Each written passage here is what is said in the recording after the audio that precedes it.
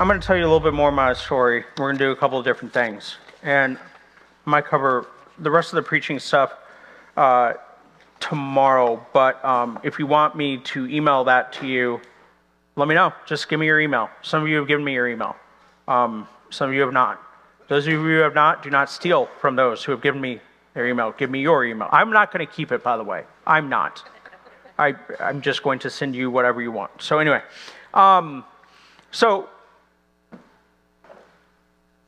so here's the deal. I remember when I first, oh, by the way, Mark Scott, that was masterful. This is one of the reasons why I love this guy. And his sermon from Matthew, or I think it is Matthew or Mark, on the cross is just outstanding.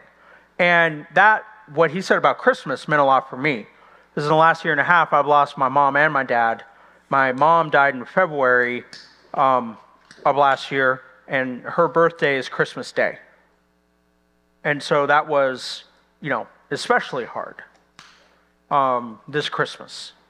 The first, and then the fact that it's on Christmas Day. That was her birthday. Ironically, her name was Mary.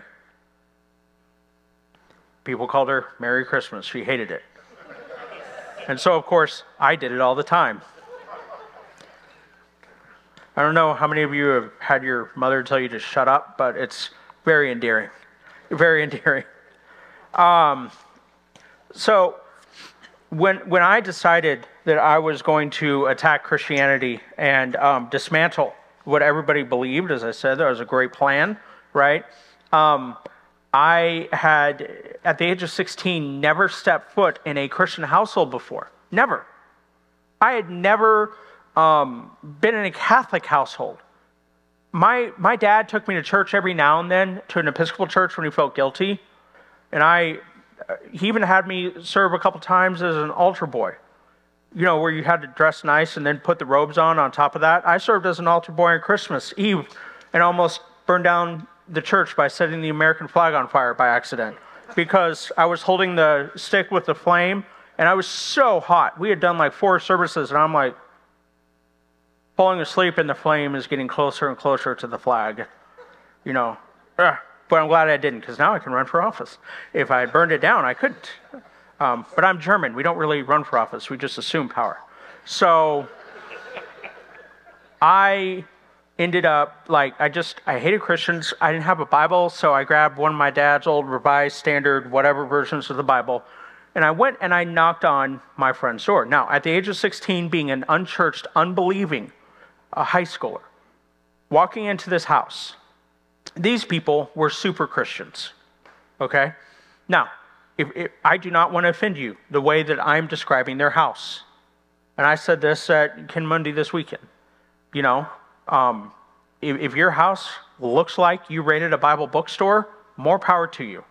I'm glad. As long as you don't have a poster of Nickelback or the Jonas Brothers on your wall, I'm happy. I think you've got good decor. If you have Nickelback, that's awful. Rip it down. Rip all of them down. Anyway, so it's just the music's awful, but we're not going to get into that. So I walk in to this house, and it did. It looked like there had been a riot, and they had raided a Bible bookstore. I looked to the left. They had Christian breath mints. Do you guys know we have that? They are. They're called Testaments. Yeah, see? Right there. You can get them on Amazon. I wouldn't, though. They're awful. If you want to know what rat poison and spearmint taste like together, here's your opportunity. And then they had the Bible bookstore pictures on the wall, the framed ones, And I'm looking at the wall, and they have a framed picture of a sheep with a random verse and a lion and a kid laying down with a sheep and a lion and a cobra. With some guy named Isaiah talking about it. And I'm like, are these all the animals they've sacrificed? I've never seen anybody frame a picture of an animal they didn't own and hang it on the wall. I'm like, are we going to sacrifice a chicken or something downstairs? My friend comes up from the basement and says, why don't you join us? We've circled up downstairs in the basement. And I'm thinking, well, this is like a horror movie. And, I'm not making it past the opening credits. And I'm going downstairs, and everybody's reading from 1 Corinthians, I think it is 9 or 10. And I wasn't a Christian yet. I didn't know the Bible had a table of contents. I didn't know anything. So I couldn't find 1 Corinthians for whatever reason. So I read a verse from 1 Chronicles about some dude getting impaled. And they're like, whoa, wait, where are you? And I said, well, I'm in 1 Chronicles. They're like, oh, you're in the Old Testament. And I said, is there a new one? I didn't know we had updated 2.0. I had no clue that we had that. And what was really interesting is they really didn't make me feel that bad. The more and more I went back, the more that I felt like instead of ruining their faith, Jesus was ruining my worldview. To quote a friend of mine, Dusty Frizzell, who always says, Jesus ruined me. And I think that's a good way of saying it. He ruined me too. I had plans, and now we aren't doing those plans. We're doing his plan. But it ruined me. And I kept on going back, and they were praying without reading the prayers from a book. I'm like, is that allowed? I didn't know we could do that. And I kept on going back, and then I started going to Roy Weiss's, and I had been going to his Bible study. I had been going to a friend of mine. His name is Greg Jennings, and his dad, Max Jennings, was the minister at a church in Columbia, a Forum Christian church. And so I had been going to youth group there on Sunday night, and I had been having a great time. And I remember this one morning in July, I woke up, and I called Greg, and I said, Greg, I think I've turned Christian. I don't know what to do. And he said, well, let's go eat Chinese food, and I'll baptize you. So I think that was somewhere in Acts 2:38. Probably a footnote or something. You have the general's chicken, not the pork, right? It's a joke because, they're Jewish. Not the pork. I expected more interaction than this. And so he went, Greg had this big old binder folder with him, and I'm like, am I taking a test? He went through the Roman road with me. Anybody remember the Roman road? Yeah, anybody? I still use it every now and then.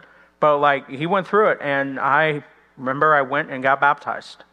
And then, I gave my life to ministry at CIY a week later. And I had really started changing my view on sexuality. And so now, at the age of 16, I had to come out to my 3 activist gay parents as a Christian. And that's when they kicked me out of the house. Because to them, they say, you're one of them now. You see, what they were afraid of doing, of people doing to them, they did to me. I think it was Friedrich Nietzsche who said something like, in our efforts to fight the monsters, we need to make sure that we don't become the very monsters that we are fighting.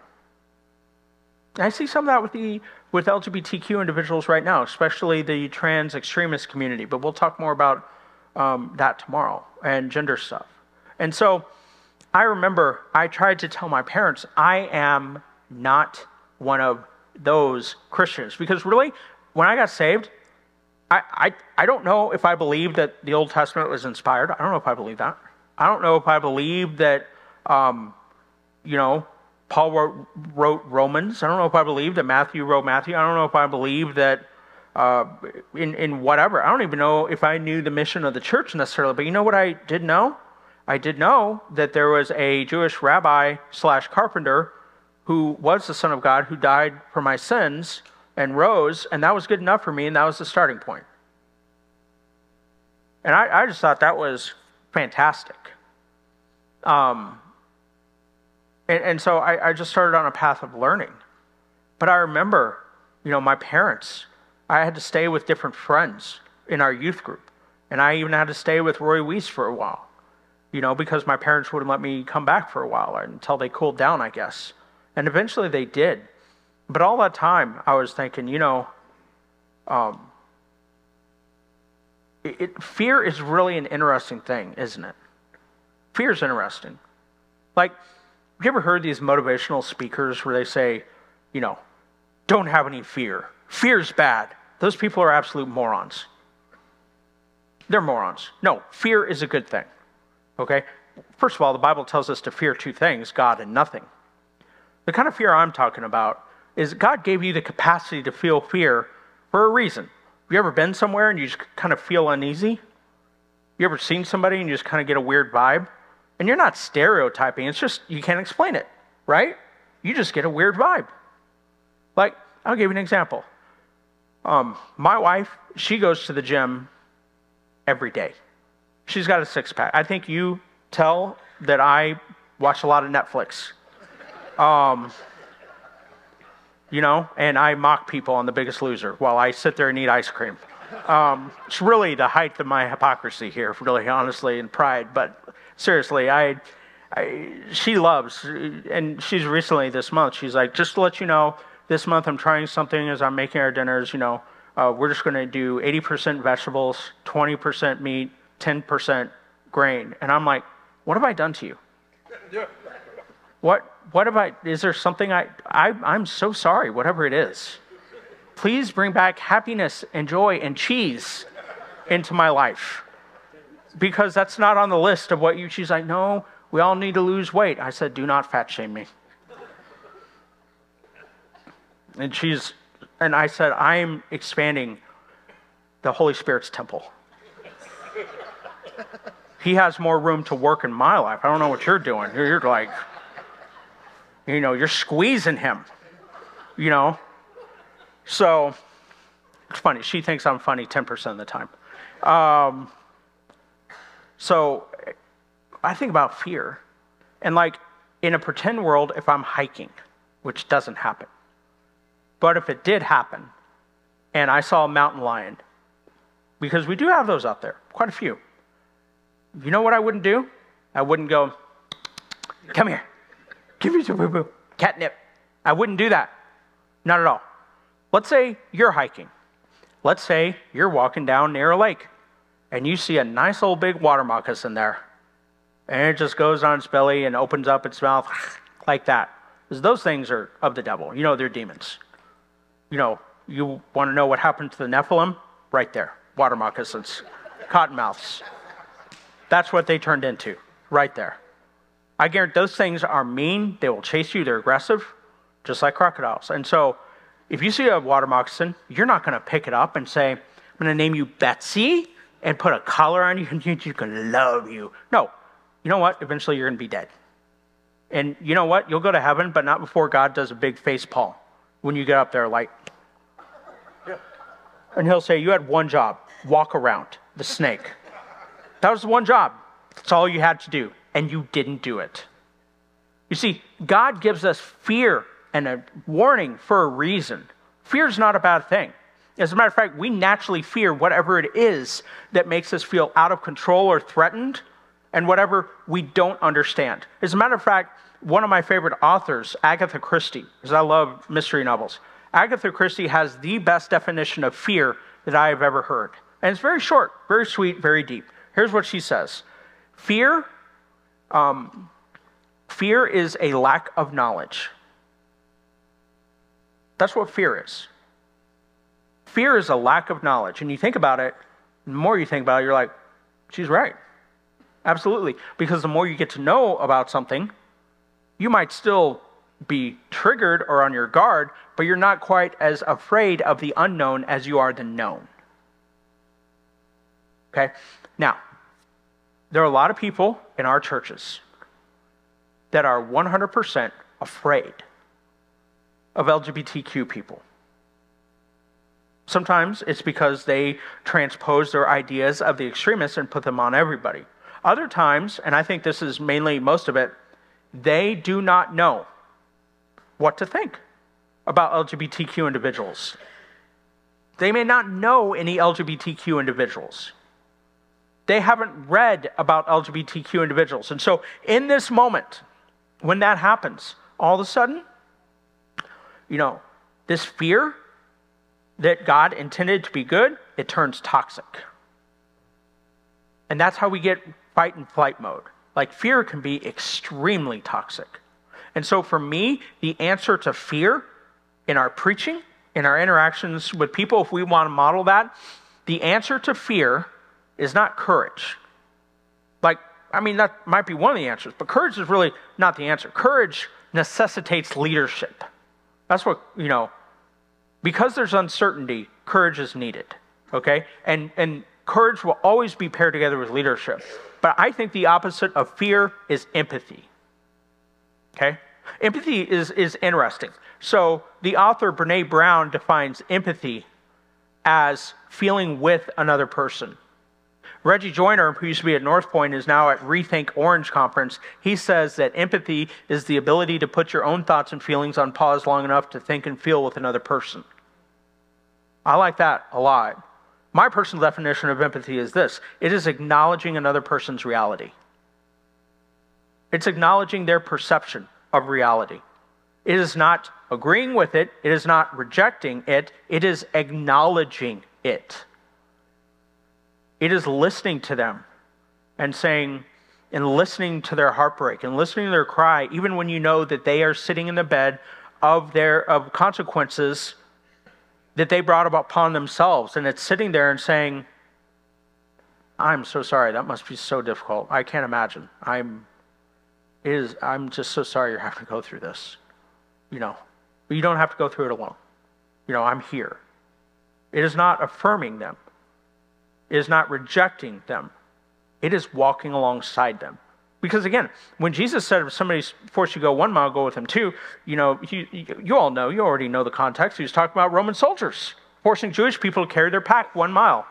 Jesus says, take the pack an extra mile. Wait a minute. You mean the people that crucified people I know, the people that have illegally occupied our land, the people that we don't like messing around with our religion, even though there's the Pax Romana, we still would like them not to be here because they get upset about things. You mean the soldiers that are brutal? You mean the army that's led by a king that thinks he's a deity? Whoa, talk about narcissism right there.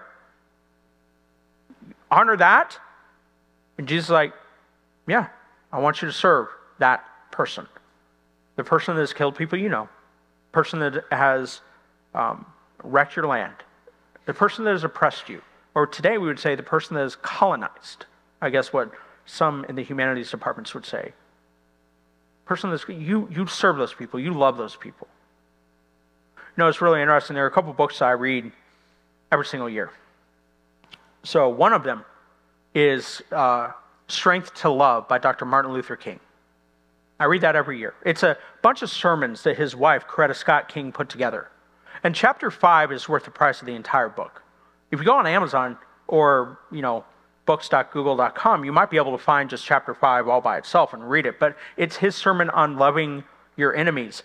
And really what he does, it's brilliant in this sermon, he gives his formula for how he learned how to love white supremacists in the 50s and the 60s. It's really brilliant, his method. And he starts out like this. He's saying, we are commanded to love our enemies. It is not an option. I wish it was an option. My life would be better if it was an option. It'd be easier, right? But Jesus says, no, you gotta love your enemies. And Martin Luther King says, you cannot love someone whom you have not forgiven. So if you want to love your enemies, if you want to love difficult people, he's like, you need to get to know them, and then others of you need to forgive them. And then it's like, okay, but how do I begin to forgive them? Let's say that I have forgiven them. How do I really start to love them? Think about some of the people who have hurt you. And I just want to say something real quick as a quick footnote, and I want to acknowledge something. There are some people that have wounded people in here so much, and they're dangerous, and they should be kept away. I just want to acknowledge that, okay? There are some people that are very dangerous. And I don't think that Jesus is saying, well, I know your brother's Ted Bundy, but, invite him over for a sleepover. No, you're not going to do that. You got to put up boundaries, right? So but when Jesus is saying this, he's talking about people in your life every day. And I'm willing to bet the average everyday person in your life is not the Ted Bundy type person. It is not the person that has wounded you extremely deeply. If you're surrounded by like 50 people that have wounded you deeply, dude, you need to go talk to Jeff afterwards. I heard Jeff loves to get phone calls at 3 a.m., by the way, just pastoral calls. So feel free to call him. If you don't have his cell, let me know. I have a people database thing. I can give it to you. So anyway, I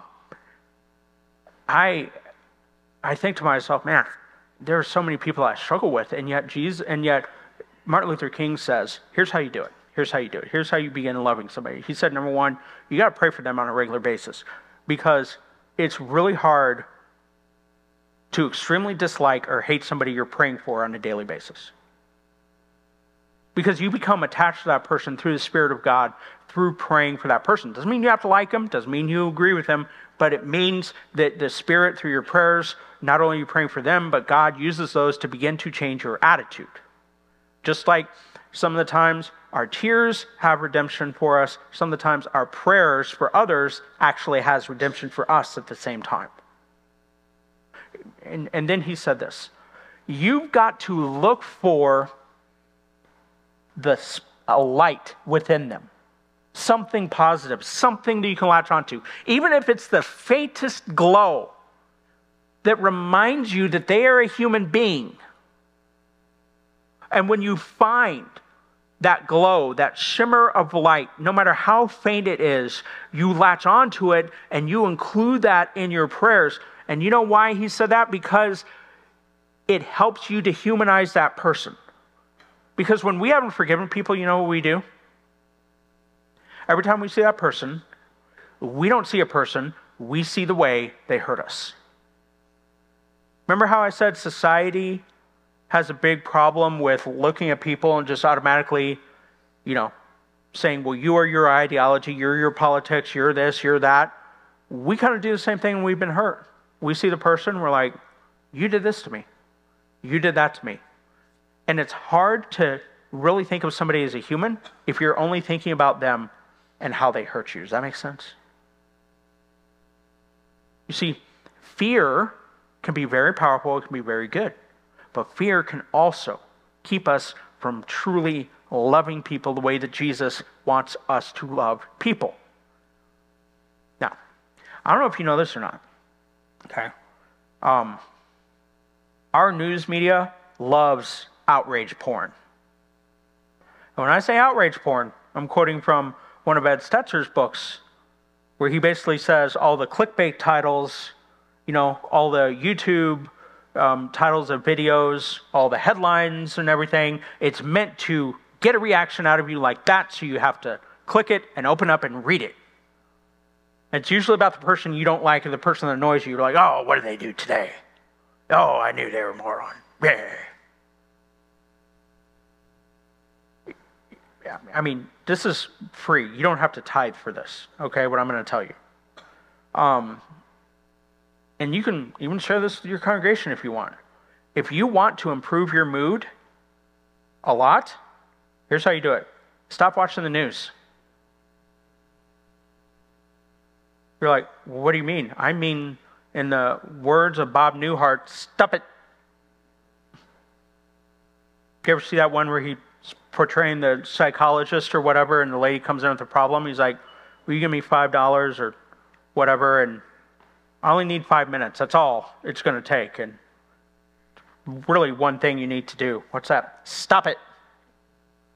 That's it? Yeah, that's it. Bye-bye. He was a great psychologist. But seriously, stop watching the news. Some of you need to stop watching Fox News. Some of you need to stop watching CNN. I used to watch the news a lot, and I'd get frustrated all the time. Then my wife would get frustrated at me, and her Latina-ish would come out in that moment. I've stopped watching the news. We get along better. You know what I do now? Man, I read mysteries. I watch Star Wars stuff. I listen to true crime podcasts, and I'm not frustrated all the time. I'm scared all the time now, and it's a bit different, it's getting dark. I'm like, oh my gosh, somebody's around the bush. They're going to take me. And then my wife was like, what would somebody do if they did take you? I'm like, gosh, I don't know how to take that, Amy. Thank you. My gosh. Yeah. Thank you, counselor. That doesn't help out. You see,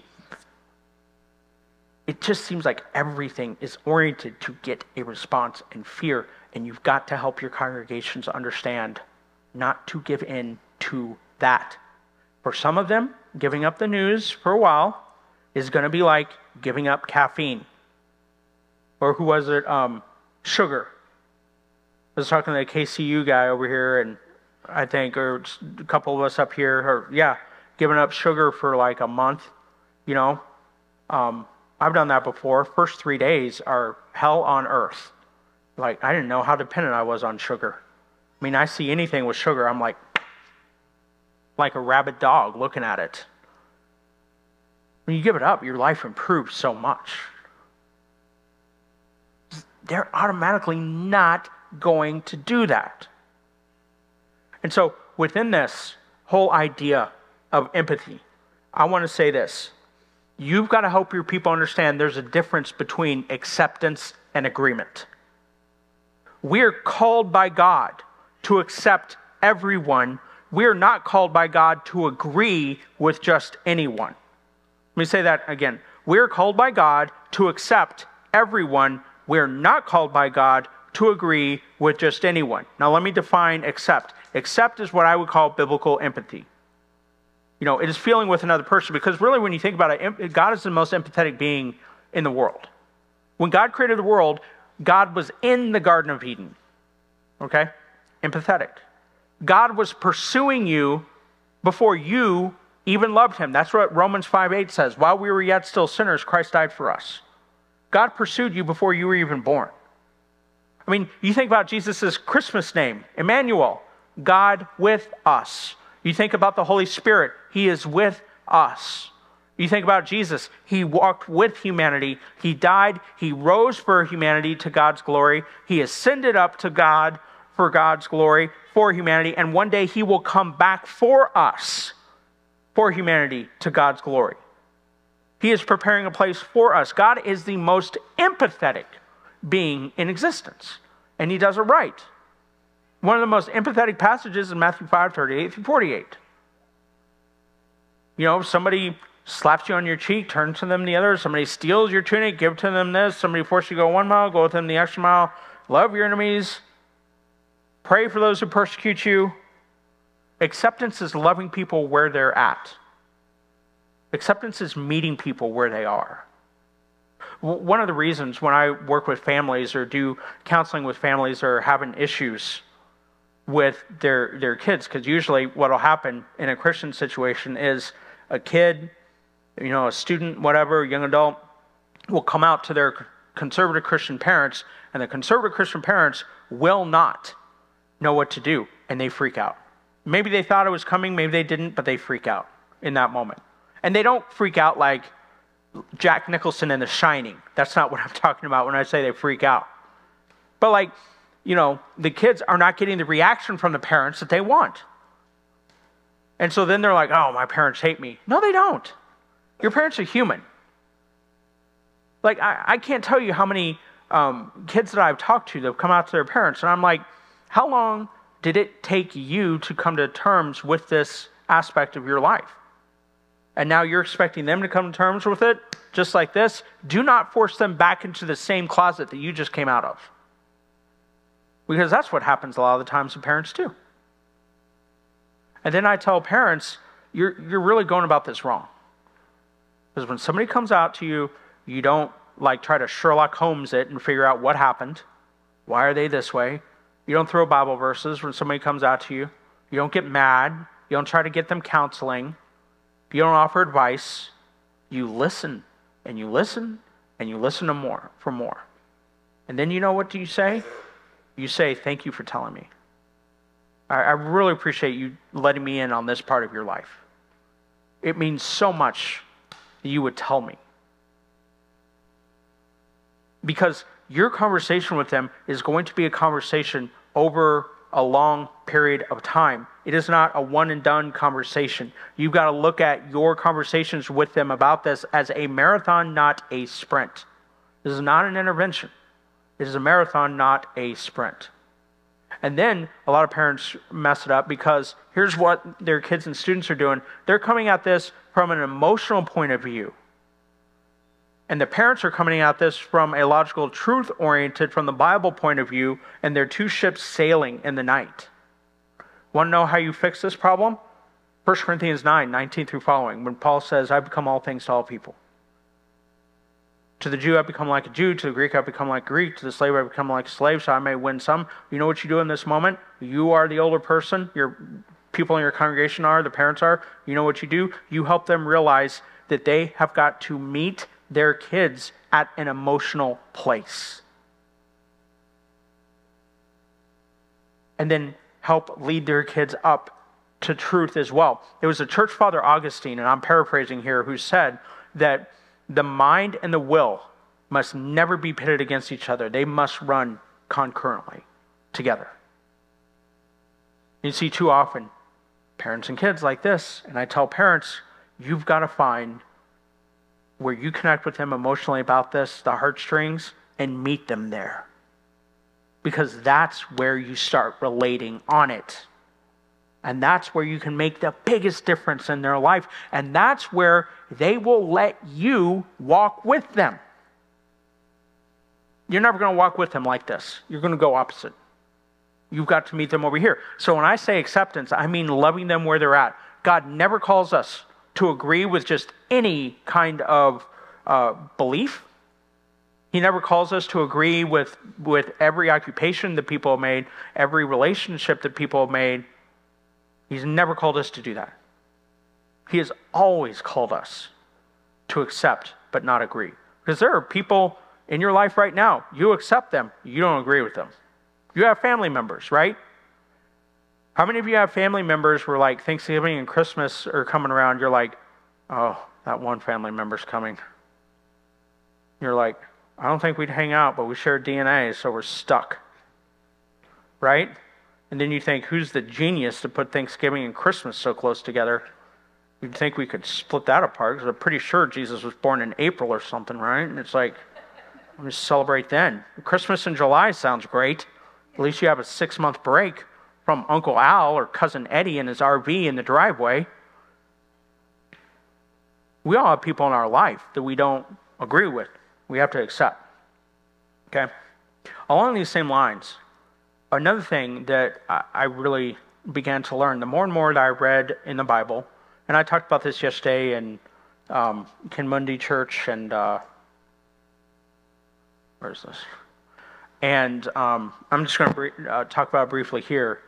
You really do have to realize that Christianity, and I think many of you know this, Christianity is a faith of and a relationship of tensions. You know, because we talk about the tension of grace and truth, but there's also the tension of the Trinity, right? One God, 3 persons. Hello. You ever try to explain the Trinity to somebody? That's fun. I can't tell you the number of times I've heard people say, I think I finally understand it. No, you don't. No, you don't. Theologically, I haven't met one person, and you're not supposed to, because God is bigger than you. He just gave you what he wants you to know. He's like, that's good enough right there. Okay? We believe that Jesus is fully God and fully human. We believe that the Bible is inspired by God, but written by sinful people. Okay? We believe that faith and works. We believe that God is sovereign, but allows us to have free will. We believe that death and evil were defeated at the resurrection, but they're not yet destroyed. Not until Jesus comes back. Okay? We believe, according to Philippians 2, we believe that we live our Christian life, but according to Philippians 2, Jesus lives it for us too. How does that go together? How about, again, Christmas, the virgin birth? No tension in that belief, huh? I remember one time I was riding on an airplane. I always have all these stories, and one guy, I was reading Revelations, my favorite book, and he's like, oh, you're reading the Bible there? I said, yep. I literally had it out like this. He said, you reading the Bible? I said, yep. Yeah. Just kind of want to read it right now. And he's like, you are you like one of those people that, you say, we have like, you're one of those Christians that say that like there are unicorns in there, or like big snakes and talking snakes and dragons and all that. And I said, hey dude, there's no unicorn in here. Everything else, yeah, we got. And I said, it's not just a red dragon. This dragon has 7 heads. So Smaug in Lord of the Rings would be dead compared to our dragon in here. And our dragon's more evil. He's like, doesn't that seem silly to you? I'm like, no, not really. He's like, oh, it seems silly to me. I'm like, oh, there are sillier things to believe in. Seriously, I look at this, and we have to come to a place and understand that there is tension in here. We got to own that tension. We got to learn to help our congregations be comfortable with that tension. Now, are there things that are 100%? Yeah, absolutely. Inspiration of Scripture. God inspired it, 100%. Jesus lived, died, physically resurrected, physically ascended, physically coming back, 100%. Oh, and I did read the guy, like Jesus' description of him coming back in Revelation 19. He's like, dude, that's like a Tim Burton movie. I said, oh yeah, he's got a sword coming out of his mouth and everything. He's like, that's kind of cool. I got to read Revelation. I said, how about it, man? I'm going to bed. Feel free. Read. And he did. He read it. And he's like, I don't know what to think. Can I call you sometime? I'm like, yeah, or I'll put you in touch with somebody else. One of the two. Yeah, you can call me. The more that we help them understand how to embrace the tension, the better.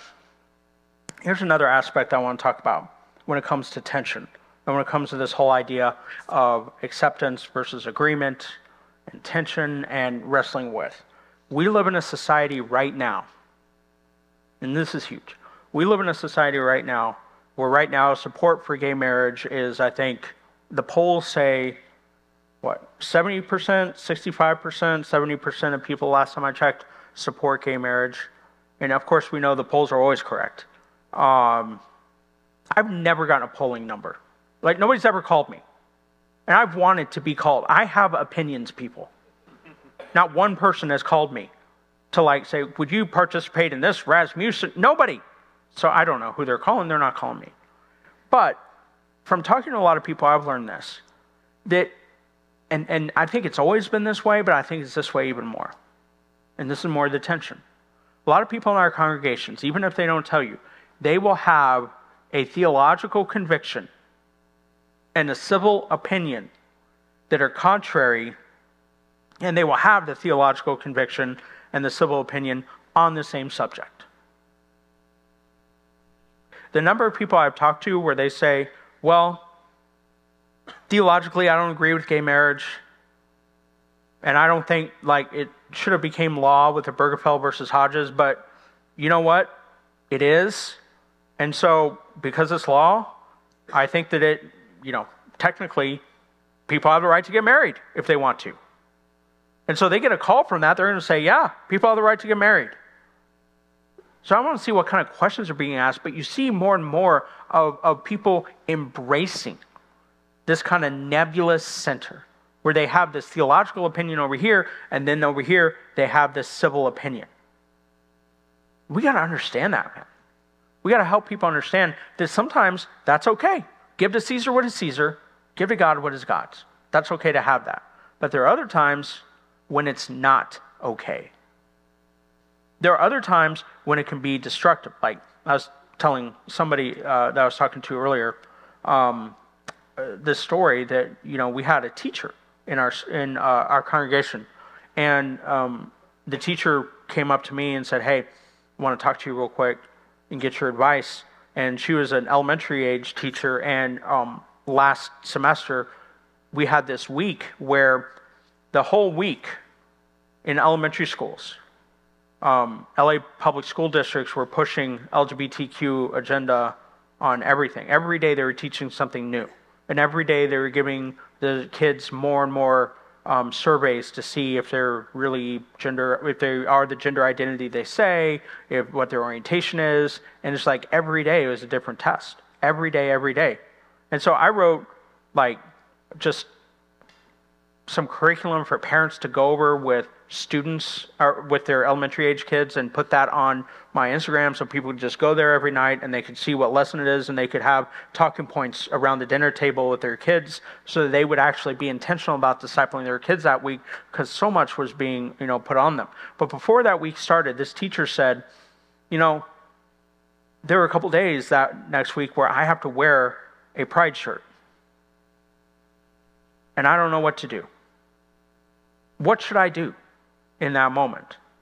And so she and I had to have a longer conversation about that. And there are a lot of times when, I will tell people, hey, you know what? I think you're a missionary in this field. You got to do this. And just understand that there is a difference between, while your theology informs your civil interactions in your civil life, there is a difference between your theology and your civil life. But in this matter, it was just so in your face. She's like, I don't think I can wear it. And I said, I think I agree with you. I don't think you should wear it either. Because it is so much, of a statement. And so she decided not to. The school threatened to suspend her. But at the end of the day, the school didn't. You want to know one of the cool reasons why the school didn't? One of the reasons why the school didn't is because the teacher had not been one of these people that was complaining about this and this and this and this and this and this and this and this and this, so that when something really big happened and she took a stand, they were like, okay, we don't like this, but maybe we should pay attention, because she usually doesn't complain. And she didn't get suspended. Now, if she had been complaining about all these other things, they would have just said, you know what, she's crazy. She's always complaining. And she would be right to be upset about these things, but it's like, again, that old adage, you got to pick and choose your battles. 100%. Now, as we close, here's what I'm going to do. I'm going to give you a case study that I want you to think about tonight. It's going to be fun. It's going to be a fun case study. And you're going to think about it.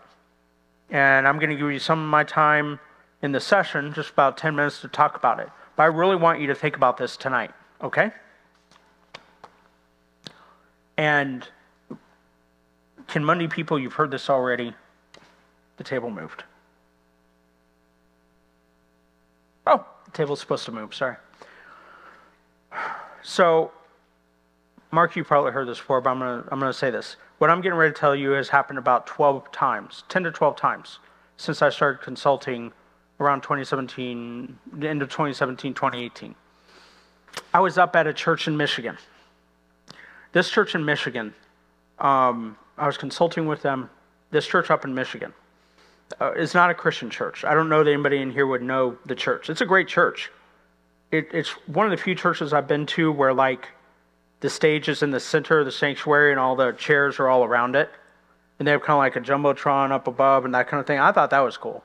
But it's kind of weird at first. You're walking around all the time like that, stopping at each. They're like, now you got to stop at each single, stanza. And I'm like, talking to these people. And they're like, okay, talk to you. And you're not getting love back here. You're looking at my backside. So I'm going to talk to you now. It was weird with that. But I was there, and they ended up, they had submitted a whole bunch of things that they were going through. They were just going through it in their church with staff disagreements and conflicts, and I was helping to meet with some of the staff, helping them work through it and everything. And then they said, can we just throw one more thing at you that we didn't write down? And since this, I've learned to say no. Don't even mention it at all. But at that time, I said, please do. Share with me right now. And so they did. And they had two married, middle-aged lesbian couples who started attending their church about 6 months or a year ago. And each couple had adopted young kids who were toddlers from the foster system. And, the staff was so glad they were there. But they're like, oh, eventually they're going to ask about what we believe, and like, everybody's like, oh, I hope it's not me, and oh, I hope I don't want to have that conversation, because you don't want to have a conversation where you hurt somebody. You know what I mean? You don't want to have that. They weren't prepared for what the ladies asked them and what the ladies did. So one night, about 3 weeks before I got there, the ladies kind of cornered a staff member and said, hey, we need to talk to you. And this staff member said, I knew they were going to pick me. I just knew it. And so and this is a guy that, deeply, deeply compassionate and empathetic. You say, okay, you got to tell him the truth. He's like, he believes it, but then he doesn't want to hurt their feelings. But they threw him for a loop. You know what they asked him? They said this. Each couple was there, the two couples. We love each other. We're married. I think you know that. He's like, yeah, I know that. And we've been married for about 3 years or so. We have kids. We've been going to this church, and we didn't expect to come to this conclusion. But for about a month now, we've come to the conclusion that God designed marriage to be between a man and a woman. So what should we do?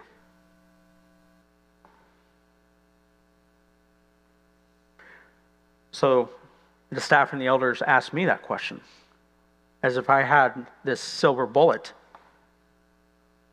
They said, Caleb, what should we do? And I looked at them and I said, I think we should go to Buffalo Wild Wings. And I wasn't joking. Because I was hangry, and I don't take well on an empty stomach, and I didn't know what to say. I don't know. Nobody had ever... And so in those situations, I found that it's really good to start asking questions instead of just spouting off. There's always one staff member, one elder in all the 12 times I've dealt with this at churches. There's always one staff member, one elder that pretty much throws a grenade in there and says, well, I think that's right. And actually, I'm thankful for those people because they serve as a starting point to some degree without even knowing it. But that's what I want you to think. And we're going to talk about it tomorrow. If you were in that situation and you were asked that question, what do you think should happen? What do you think you should do? What are your responsibilities? What are their responsibilities? How can you address this? How can you help them? What kind of help do they need? I want you to think about that case study tonight. Tomorrow during my session, I'm going to give you some time to be able to talk about it at your tables. But tonight, I want you to reminisce about it. And I don't want you to go home and not think about it. Like, I know you got the people in your church. Oh, that's important. But I want you to spend some time thinking about this. What would you say? What would you do? What would you recommend? I want it to gnaw at you. Because I'm telling you, it will happen. With all the churches that are in here, statistically, it will happen at one of your churches soon. And what's interesting, it's always been the lesbians with me, all 12 times. Never been married gay men, not once. Lesbians. Married lesbians. So, anyway, I want you to think about that case study, and we'll talk about it tomorrow.